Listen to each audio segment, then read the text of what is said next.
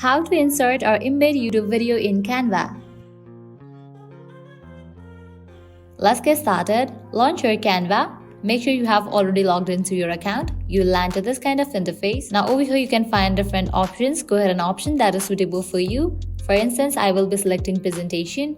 After you select it, at the left corner you're gonna find different options. Go ahead and click on the option of apps. Now over here you'll find this search box. Type in Embed and then search for it.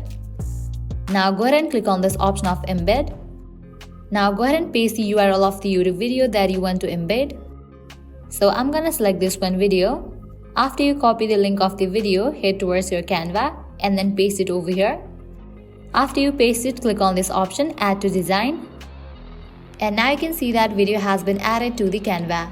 By using the same process, you can embed any YouTube video in your Canva. So that's all for this video. This is how you can insert or embed YouTube video in Canva. At the end, if you guys find this video helpful, don't forget to like, share and subscribe to our channel. Thank you.